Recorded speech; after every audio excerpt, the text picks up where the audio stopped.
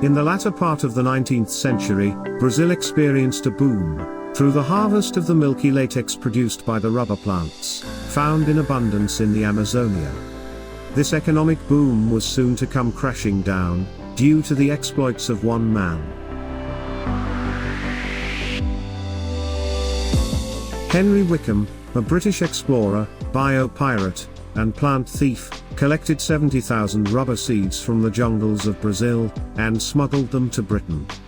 Wickham falsely declared the seeds as academic specimens, and the seeds arrived in Britain in 1876. Some of the seedlings which germinated were then sent from the Royal Botanic Gardens in Kew to some of the British colonies in Asia and the island of Ceylon. The first para rubber tree of Sri Lanka was planted here at the Henarathgoda Botanical Gardens, and stood sturdy till a few decades ago. In 1876, the Henarathgoda Botanical Gardens was established to experiment in the cultivation of para rubber.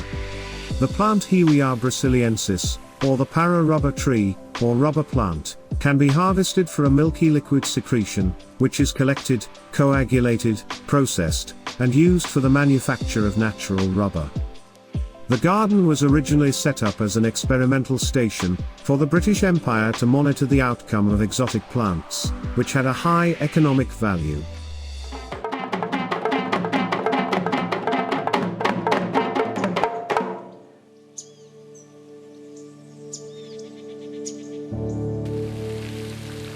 The gardens are laid out over a sprawling 17 hectares, and has different zones for the propagation and display of different species of plants.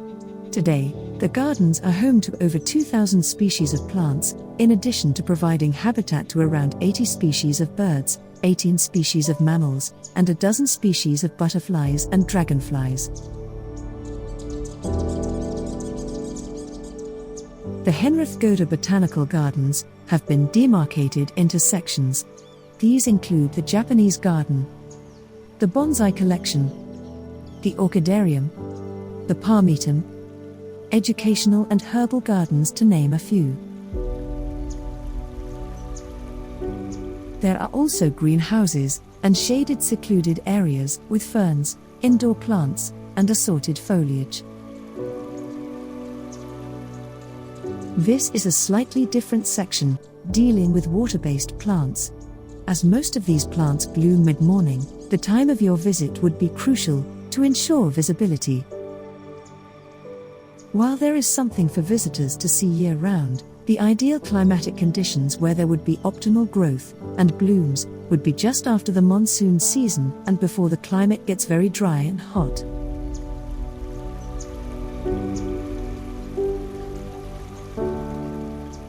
The gardens also have a modest selection of plants in a nursery.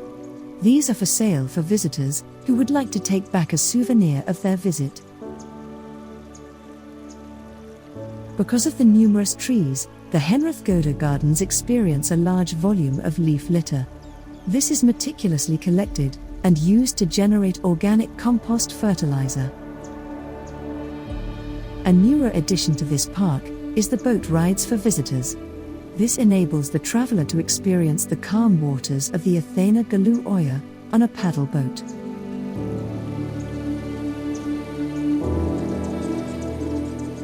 Today the gardens serve as a low-country botanic garden and functions under the jurisdiction of the Department of National Botanic Gardens, which was established in 2006. It's also actively engaged in the development of the country's floriculture and botanical research. The Henarathgoda Botanic Gardens are now 146 years old, and the beautiful landscapes are a haven in the busy metropolis of Gampaha, and provides relaxation to the thousands who visit.